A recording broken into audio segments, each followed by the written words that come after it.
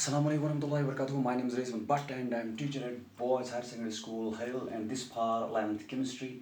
So my today's topic is Thomson's model of atom. तो आज हम डिस्कस करेंगे थॉमसन्स मॉडल ऑफ एटम के बारे में, ठीक है ना। तो अगर हम बात करेंगे एटम की, जो एटम है, हमें अब ये मालूम हुआ कि एटम में तीन सब एटॉमिक पार्टिकल्स हैं, ठीक है ना। एक इलेक्ट्रॉन है, दूसरा प्रोटॉन है, तीसरा न्यूट्रॉन है, ठीक है ना। तो हमारे पास तीन सब एटॉमिक पार्टिकल्स है, इलेक्ट्रॉन, प्रोटॉन एंड न्यूट्रॉन। अब हमें इनकी पोजीशन मालूम करनी है। एटम में ये प्रेजेंट है, लेकिन कहाँ पे प्रेजेंट है, ठीक है ना। तो इनकी पोजीशन मालूम करने के लिए, सो टू डिटरमाइन देयर पोजीशन, इनकी पोजीशन मालूम करने के लिए डिफरेंट मॉडल्स दिए गए, ठीक है ना।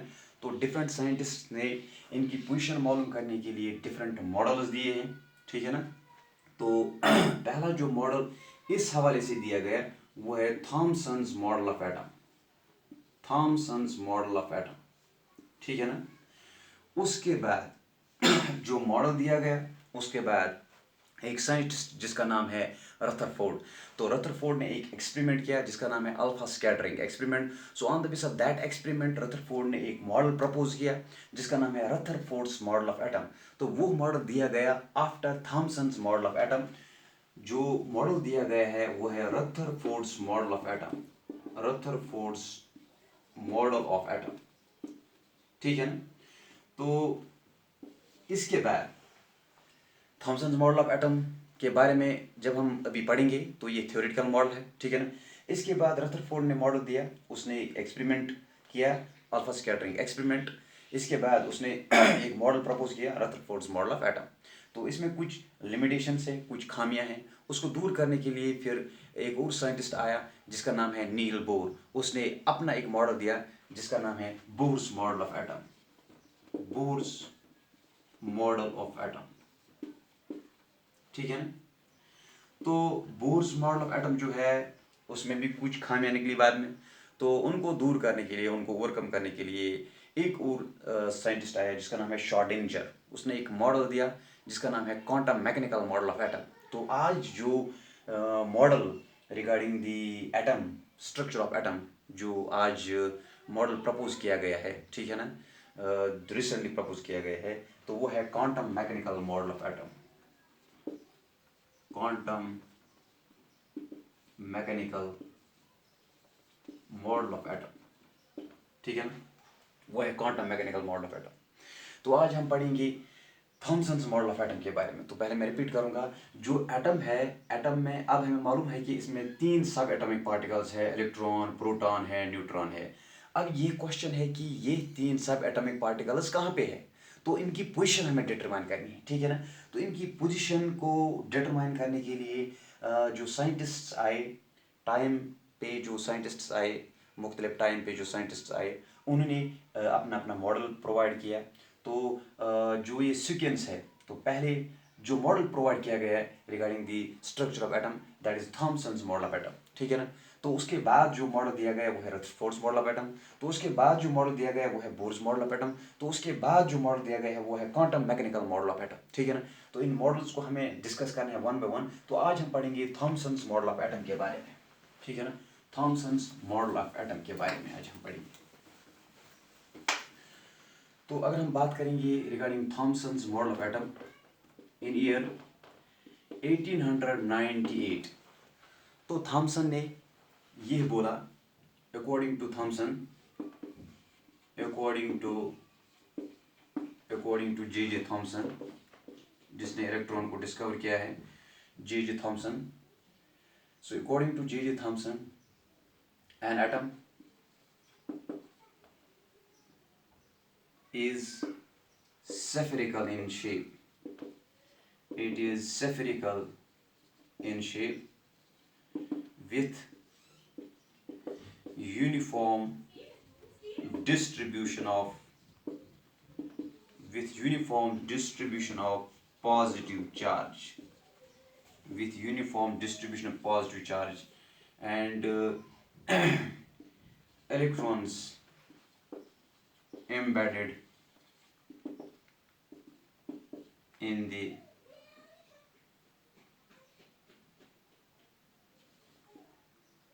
and electrons embedded in the uniform distribution of positive charge, or we can say electrons embedded in the spherical shape, in the spherical shape. ठीक है ना। तो थॉमसन ने क्या कहा, थॉमसन ने कहा जो ये एटम है इसकी जो शेप है वो सेफरिकल है। ठीक है ना। तो थॉमसन ने ये कहा कि जो एटम है इसकी जो शेप है वो सेफरिकल है। तो ऐसे ये एक एटम है, ये इसकी सेफरिकल शेप है। ठीक है ना। तो इसने बोला कि जो ये एटम है इसकी शेप सेफरिकल है, तो इसमें जो पॉजिटिव चार्ज है वो यूनिफॉर्मली डिस्ट्रीब्यूटेड है। ठीक है ना। इसमें जो पॉजिटिव चार्ज है वो यूनिफॉर्मली डिस्ट्रीब्यूटेड है। मैं ऐसे दिखाऊंगा पॉजिटिव चार्ज को, पॉजिटिव चार्ज यहाँ पे यूनिफॉर्मली डिस्ट्रीब्यूटेड है, यूनिफॉर्मली डिस्ट्रीब्यूटेड है पॉजिटिव चार्ज। ठीक है ना। ये है uniform distribution of positive charge, uniform distribution of positive charge. ठीक है ना। तो इसमें जो नेगेटिव इलेक्ट्रॉन्स है and electrons embedded in the spherical shape, तो पॉजिटिव चार्ज इसकी यूनिफॉर्म डिस्ट्रीब्यूशन है, ऐसे एक सेफरिकल शेप है, इसमें पॉजिटिव चार्ज की यूनिफॉर्म डिस्ट्रीब्यूशन है। तो इसमें नेगेटिव इलेक्ट्रॉन्स जो है electrons they are embedded like this. अब इसमें इलेक्ट्रॉन्स एम्बेडेड है। ठीक है ना। Electrons are embedded in this uniform distribution of positive charge like this, जैसे मैं इस वक्त आपके सामने दिखा रहा हूँ। ठीक है ना।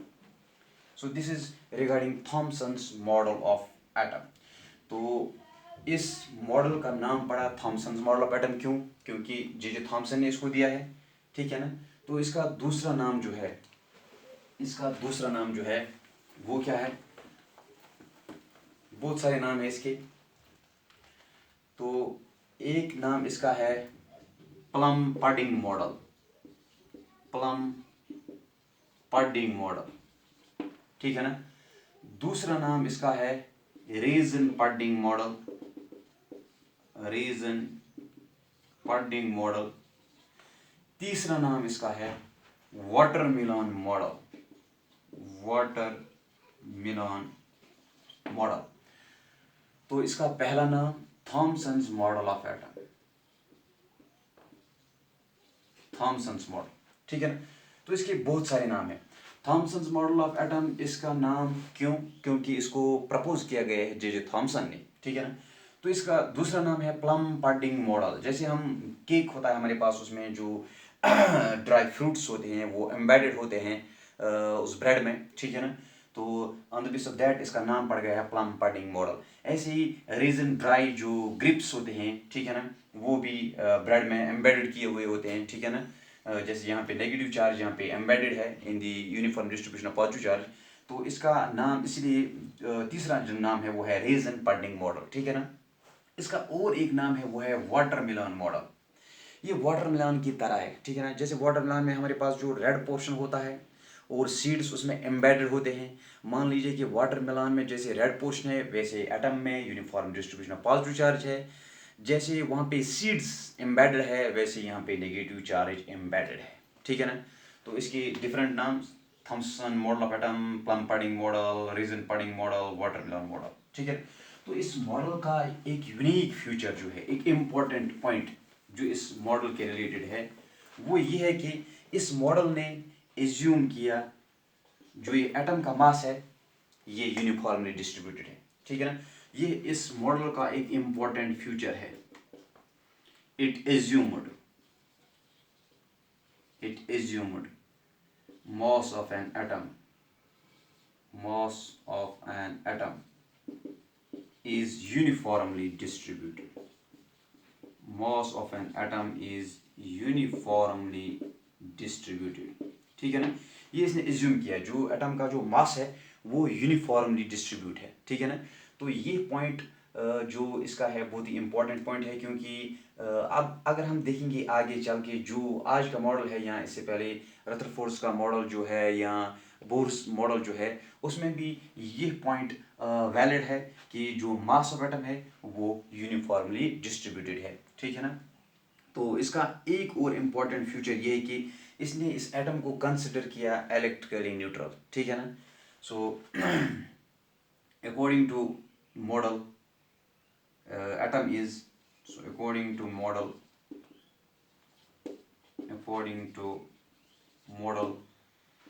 atom is electrically neutral. It is electrically neutral. That means this model, it regards this atom as electrically neutral. ठीक है ना? So atom is regarded as electrically neutral according to this model. ठीक है ना? तो अगर हम बात करेंगे जो ये मॉडल है, ये थ्योरेटिकल मॉडल है, इसके पास जे थॉमसन के पास कोई एक्सपेरिमेंटल प्रूफ नहीं था, तो वो एक इम्पोर्टेंट लिमिटेशन है मॉडल की कि it does not have any experimental evidence for it support. ठीक है ना?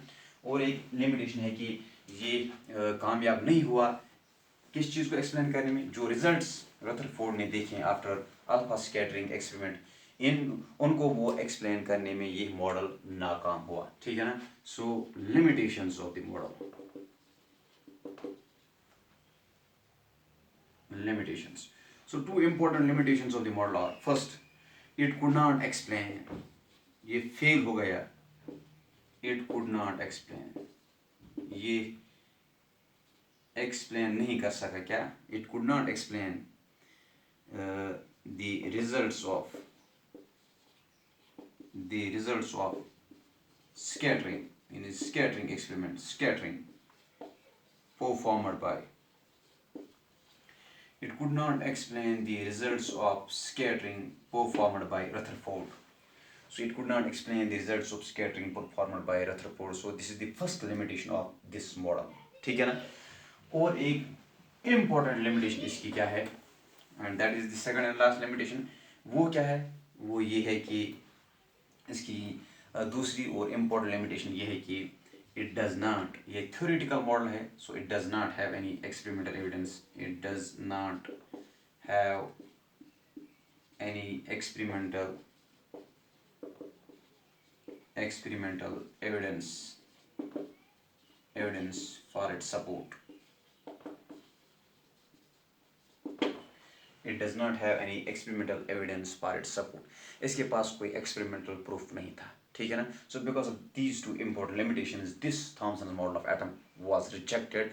इसके बाद और एक मॉडल प्रपोज किया गया, वो है रदरफोर्ड्स मॉडल ऑफ एटम. तो रदरफोर्ड ने क्या किया काम? रदरफोर्ड ने एक एक्सपेरिमेंट किया जिसका नाम है अल्फा स्कैटरिंग एक्सपेरिमेंट.